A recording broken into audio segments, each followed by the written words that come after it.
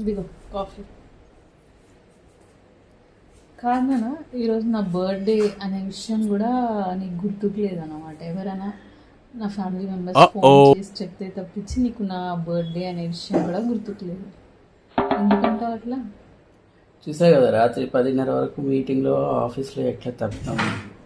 అరే ప్రతి ఒక్కరికి ఉండే టెన్షన్సే కదా, నువ్వేమైనా ఎక్స్ట్రాగా చేస్తున్నావు ఏంటి? బర్త్ డే అన్నారు కానీ బర్త్ నైట్ అని లేదు. ఇదంతా ఏంటంటే ఒక్కొక్క ఫిక్సేషన్ వచ్చేసింది. మీకేంటంటే అర్ధరాత్రి లేచి ఆ పాసిపోయిన కేక్ ఒకదాన్ని కట్ నిన్న అమావాస్య, ఆ విషయం తెలుసా నీకు? సరిగ్గా మన అమావాస్య అర్ధరాత్రి కేక్ కట్ చేసిన వాళ్ళలాగా అయ్యేవాళ్ళం. బర్త్ డే అన్నారు, నాన్న పుట్టిన రోజు అన్నారు. రోజు మాత్రమే, డే టైం మాత్రమే సెలబ్రేట్ చేసుకునేదాన్ని బర్త్డే. అవును, గిఫ్ట్ ఉంది చూడు అక్కడ, గిఫ్ట్ ఉంది. సారీ, అది కట్టుకో, డే టైమ్ లో కట్టుకోవాలి. అంటే ఈ నెలలో నువ్వు ఏదైనా సెలబ్రేట్ చేసుకో. ఈ నెలలో ఏ డేట్ లో నువ్వు కొనిచ్చింది అయినా సరే దాన్ని నేను బర్త్డే వచ్చిన మంత్ లో ఏ గిఫ్ట్ ఇచ్చినా అది బర్త్డేకి ఇచ్చినట్టేనా? మరి నన్ను ఎందుకు అందరూ ఫోన్ చేసి మీ ఆయన ఏమి ఇచ్చాడు బర్త్డే సర్ప్రైజ్? మా ఆయన ముందే ఇచ్చేసాడు గిఫ్ట్ అని చెప్పు, ముందే ఇచ్చేసాడని చెప్పు, అడ్వాన్స్ గా ఇచ్చాడని చెప్పు. సరే అడ్వాన్స్ గా ఇచ్చాడని చెప్పు. ఇవ్వలేదని ఎందుకు చెప్తావు? సరే అవన్నీ పక్కకు పెట్టు. డే కూడా అయిపోవచ్చింది, ఇప్పుడు లేచావు. ఇప్పుడు జస్ట్ టైం 11:30 కావస్తోంది, ఇప్పుడు లేచావు. డే కూడా అయిపోయేటప్పుడు విష్ చేస్తావా? డే కూడా అయిపోయేటప్పుడు ఏంటి, బర్త్ డే అంటేనే డే డే మొత్తం ఉంటుంది. డే టైంలో సూర్యోదయం నుంచి సూర్యాస్తమయం దాకా చేసుకోవచ్చు ఏదైనా పండుగ అంటే. కానీ అర్ధరాత్రి లేచేది, అది కూడా మళ్ళీ దానికి మళ్ళీ వీళ్ళు ఏంటి అర్ధరాత్రి కేక్ కట్ చేసేది, దానికి మళ్ళీ క్యాండిల్ పెట్టి దీపాల ఆర్పేది. ఈ వింత ఆచారం అనేది ఎక్కడి నుంచి దిగుమతి చేసుకున్నారో కానీ అంటే అన్నానంటారు. ఈ విధంగా పరమ దరిద్రమైన ఆచారం అసలు అది. కరెక్టే. మరి ఎక్కడైనా కానీ డేట్ ఆఫ్ బర్త్ అడిగితే ఈ ఇంగ్లీష్ క్యాలెండర్ లో ఉన్నదే నోట్ చేస్తావు కదా, క్యాలెండర్ ఫాలో అవుతావా? అదే అదే చాలా మంది అదే మీకు అర్థం కాదు. అదే మేము మనం ఎప్పుడు అంటున్నామంటే మనం పాశ్చాత్య సంస్కృతి వద్దు అంటే అర్థం ఏంటంటే నవీన ఆవిష్కరణలు కానీ లేకపోతే నవీన విద్య కానీ వద్దని అక్కడ ఎక్కడా చెప్పలేదు. ఎందుకంటే ఆల్మోస్ట్ 90% ఆ మోడర్న్ ఇన్వెన్షన్స్ అన్ని చేసింది కూడా మన వాళ్ళే. అర్థమైందా? ఆ హాట్ మెయిల్ ఫస్ట్ ఆ ఇండియన్ కనిపెట్టకపోయింటే ఆ పెన్ డ్రైవ్ ఇండియన్ కనిపెట్టకపోయింటే ఒక డౌట్, ఎవరైతే మంచిగా క్రేజీగా ఒక ఎక్సైటింగ్గా ఇట్లా ఉన్న వాళ్ళకి చప్పడి పప్పు లాంటి మొగుడు దొరుకుతాడు. ఎందుక? ఇవాళ తిన్నామా, పడుకున్నామా, తెల్లాలి, ఆరోగ్యం, అమ్మయ్య ఇవాళ గడిచిపోయిందా అనేవాళ్ళు ఎందుకు దొరుకుతారంటే, అంటే నీ దృష్టిలో ఏది చప్పడి పప్పు ఏది బిర్యానీ? నేను అదే చెప్తున్నాను కదా, మీకంతా ఏంటంటే అపరిచితుల సినిమాల లాగా వాడు పద్ధతిగా వేరే వాళ్ళంటే మీకు నచ్చదు ఏమో అనుకున్నా. నువ్వు ఇప్పుడు ఇట్లున్నావు కదా, 1000 రోజెస్ నీ మొహం చూడంగానే వాడిపోయినాయి అనే ఒక గ్రాఫిక్ చూపింగానే నిజంగానే వీడు ఎక్కడ 1000 రోజెస్ వాడంటారు అవే పడిపోతాయా?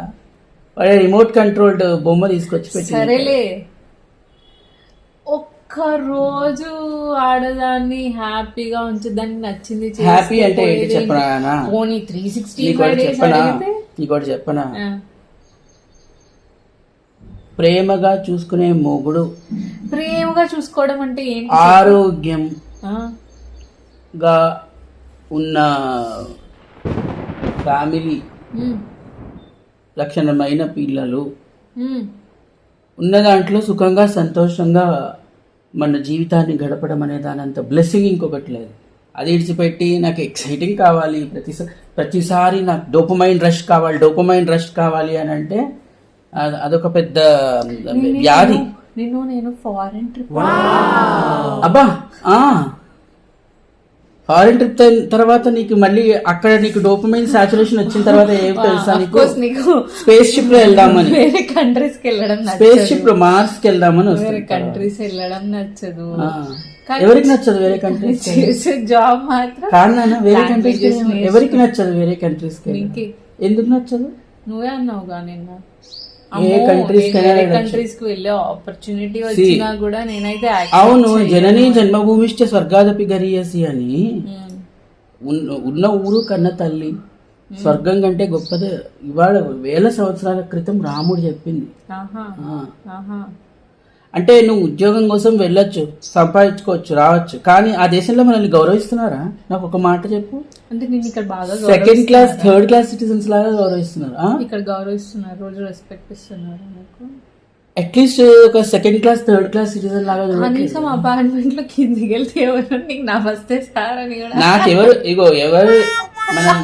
నాకెవరు నమస్తే సార్, నమస్తే అయ్యగారు, నమస్తే అండి అని ఎవరు నాకు పెట్టక్కర్లేదు. But at the same time respect అంటే ఏంటి? రెస్పెక్ట్ అంటే ఏంటంటే సినిమాలో బ్రహ్మానందం రెస్పెక్ట్, నీ ఓటింగ్ రైట్ నీకు ఉంటుంది ఇక్కడ. Your a citizen. పోనీ వేసావా? లాస్ట్ ఇయర్ వేసావా? వేసాను. లాస్ట్ ఇయర్ వేసావా? వేసాను. నువ్వు వేసిందే గెలిచిందా? అది పర్సనల్. నేను ఎందుకు చెప్తాను నేను ఈ పార్టీకి వేసా ఆ పార్టీకి వేయలేదని? That's my personal. ఓకే.